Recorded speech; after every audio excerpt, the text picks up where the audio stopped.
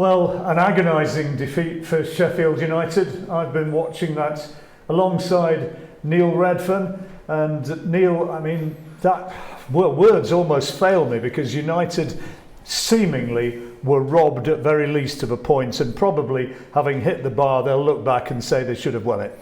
Yeah, on the balance of play, John, I would say at least a point. You know, the disappointment lies around probably the goals. And obviously the missed chances. As a performance, I probably think we slightly shaded it, if I'm honest. I think we were slightly the better side. So, you know, there's something to take from the game, but obviously pushing them so far and coming away with nothing, you know, that's a disappointment. And you could see from the reaction of Scott Parker and the Bournemouth players that they were just delighted to have come away from that with 3 points, having for so much of the game looking as though they could have lost it. Yeah, absolutely. Yeah, I mean, they're hanging on there at the end as well. I mean, they're clearing things off the line, they're getting bodies in the way, they're blocking, and you've got to give them some credit for that. You know, it shows you what the points meant to them. They were getting bodies in the way to block things. But as a performance, you know, you go in as a manager sometimes, and as a performance, you can't criticise the performance, because the performance was there. It was there for everybody to see.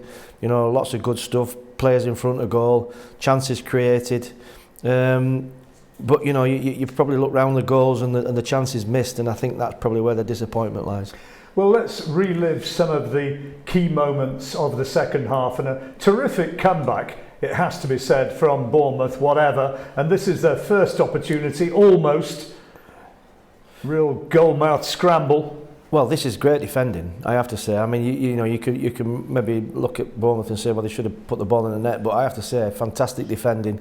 Bodies in the way, people covering and balancing for one another, a real determination to keep the ball out of the net. I mean, that for me is terrific defending. Let's take another look at that one if we can, and just see the players involved and who actually gets stuck in and saves the day. Yeah, I mean, there's a block there from Ender Stevens, I think, and then it's headed off the line by John Egan, and you look at the midfield trying to get around the next one.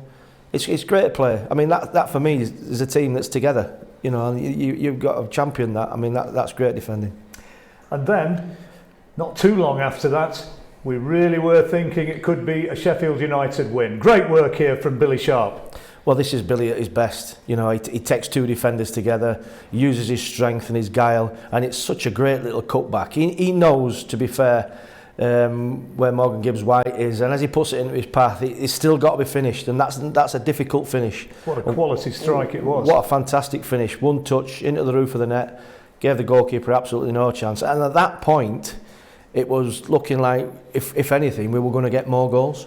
Well, at that point, I mean, we were watching together, and it really did look as though it could be 3 points coming from a game which, if we're brutally honest beforehand, apart from one or two tongue-in-cheek predictions, we thought United would do very well to get a draw from it.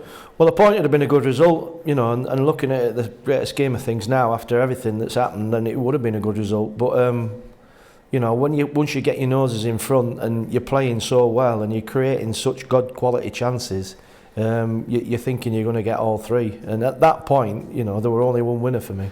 But then Bournemouth came back with 2 goals in 3 minutes, and this is the controversial decision for the penalty, and VAR, that would not be allowed, surely. Well, look, I mean, the initial challenge is made 3 or 4 yards outside the box. I mean, he's fallen into the box. The referee's in a shocking place to give it. I mean, he's running, I mean, there's bodies in his way. I'm not sure he can see that. Well, we can't even see where the referee is. Well, the just coming into right shot over here. Yeah, he's just coming into shot there. How he can give this as a penalty, I don't know, when to me it's blatantly outside the box.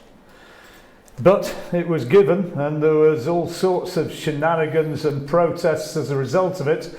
And up stepped Solanke for his 8th goal of the season. And, well, you have to give credit, he took it very well. Oh, it's a good penalty. There's no two ways about that. I mean, he's obviously measured in his run-up. He's got the goalkeeper going a little bit, and he sent him the wrong way. But really, it should never have been given. You know, I would have been furious if I'd have been Slav, you know, and the players with that, because, you know, that's just rank bad refereeing. And the referee didn't have a great game, did he? And no. The ref went across and had a word with Slav and told him just to calm it down and keep a lid on things, but you could understand the disappointment of the team and of the manager, having been playing so well at that time, at that point, and then being on the receiving end of that. Well, that's right, and you know you've got to try and keep you cool if you can. You know when it's going against you like that, because there's nothing you can do about that. You know it's blatantly obvious that it's a good 2 or 3 yards outside the box. It's a poor decision by the referee. I mean, the referee is having to go over and calm both benches, but he's caused the ruckus, to be honest with you, because to me it's a shocking decision. Well, I'm sure that when he gets back and watches that again and again, Slav's state of mind will not get any more sort of even. He's going to be angry about that all week when he looks at that, when he looks back at it. Yeah, definitely, and you know, in the heat of the battle, there's nothing you can do about it. The referee's word's final. He's made his decision. You've just got to try and pick yourselves up, and you know the bad thing perhaps from Sheffield United's point of view after the penalty that they scored so soon after. Given he's out of position though, before we look at the Billing goal which put Bournemouth ahead. Given he's out of position, yeah. Shouldn't the assistant have taken some responsibility and been watching and saying, well, hang about? Well, I mean, the assistant can mic onto him.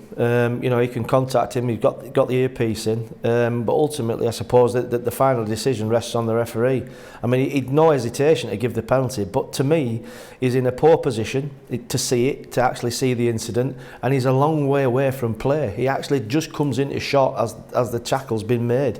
So for me, it's just resting on a poor decision, I have to say. Heads would be hanging a little bit low after that, maybe a little bit of a lack of concentration. 3 minutes later, this. Well, yeah, I mean, this is the last thing you want. For me, you know, we've got to get closer and block the cross. You know, he's allowed to take the ball into the box. You know, he's got 2, 3, 4 touches before he picks somebody out. You know, we've got to get closer to people there, and then obviously, you know, you've got absolutely no chance when it's pulled back and he's stood in front of goal.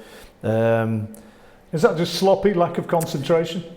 Yeah, I mean, I don't know. I mean, whether it's the disappointment of conceding the penalty, and you know the lads have got to tune in if they can. I genuinely feel for them, I do, because they've put themselves right out there today. Really good performance. And to be undone really by a bad decision, that's the first goal, you know, and then you can do something about the second goal. That's a lack of concentration, but you know, as a performance, it was really pleasing, I think.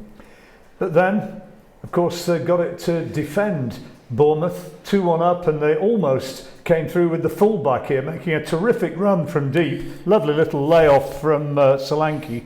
Yeah, it's a great little give and go to get right in the box. I mean, Solanke makes himself available, and it's a little give and go. It's a left back that's trapping forward, and to be fair, I think Kev mentioned it in the commentary. If it had been a striker in there, you'd probably expect that to nestle into the back of the net. But you know, with it being a left back, he hit the side netting. But good play by Bournemouth, to be fair. So then the clock ticking down, minutes away, and there was this free kick from Morgan Gibbs-White. How close can you get? Well, this just says to me, your luck's out. You know, I mean, that could ricochet anywhere. I mean, the goalkeeper's totally out of the picture. He's dived for the shot. It's hit Ollie on the side of the head. Wasn't it? Yeah, Ollie McBurney on the side of the head. There's not a right lot he can do with that. He can't really react and deflect that onto goal. And then you're in the lap of the gods, whether it drops in the net or whether it just goes wide of the post. Still they kept coming though. Still United weren't finished. And Lys Mousset came so close. Well, I have to say that's that close. You've got to score there. I have to feel it. You know, I mean, it's a great cross in. It's a fantastic setback by Big John Egan. That's sat in front of goal. The whole lot's got to go in the net. The centre half, the ball, the goalkeeper, because you've got to bust a gut to get on the end of that. Because and Ollie McBurney picking up the rebound but deflected wide. Well, this is a difficult tariff. You know, as the ball drops, I think it drops back to Ollie, and it's almost like a scissor kick. You know, as Moose says, against the bar here, and it drops back out to Ollie. It's behind him, and he's got to fetch it. And he's unlucky really there. That's a difficult tariff. For me, this is about wanting to put the ball in the net. If that sets up there, I'd just bundle all the lot in and let the referee decide. We said at the beginning of the week, and Slav reiterated it, you know, trips to Middlesbrough and to Bournemouth, it was always going to be tough, and the big thing was for United to get some sort of return from it. But having come away empty-handed, what sort of message is he going to be giving his players tonight? Well, I look at the performance today. The performance was right up there. I mean, it was a really pleasing performance. The disappointment is the fact that, you know, if perhaps if we'd gone down there and been outplayed and got beat 2-0, you'd just hold your hands up and say, well, they're a decent side. But to be honest with you, we've given as good as we've got. I think we've been the better side today. By all accounts, we played really well at Middlesbrough. You know, so the performances are the key. You know, if you want to win week in, week out, then you've got to get the level of performance right. If the level of performance is right, then you've got a chance of winning games. And to me, the performances have been good. So we've just got to keep cracking on. Managers have to button their lips, don't they, about officials. They'll not be too critical, I guess, but I think it's safe to say that the ref won't be on his Christmas card list. Well, he won't, and you know, referees are either popular with one set of the supporters and team and unpopular with the other.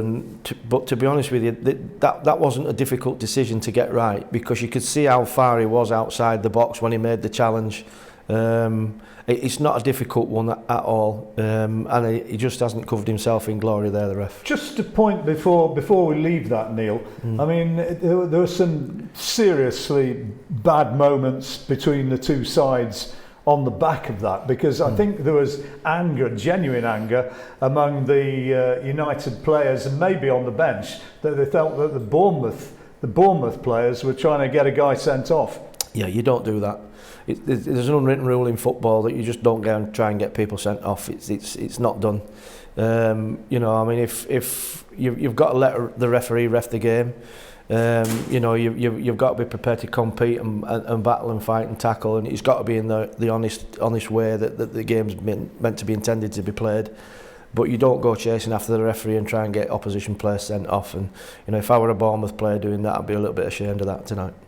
Well, so the upshots, the final note is one of disappointment. Sheffield United now move on, because there's an international weekend next weekend. They move on to the 16th of October. United facing Stoke City, who had that excellent home victory against West Bromwich Albion last night. So that's going to be another tough one, but hopefully buoyed by the crowd, United might be able to get back to winning ways here at the Lane. And as well as that, next week, watch out for your girls' team, the Sheffield women's team, playing Liverpool, and a great opportunity for the public to get behind them. They're going to be playing here at the Lane, tickets available only £1 each, so give them a boost. Try and get down here and give them your support. Well, unfortunately then, a disappointing note for us to end on. Sheffield United beaten by Bournemouth 2-1, from Neil Redfearn and myself, John Rawling, and indeed from all the team. Goodbye for now.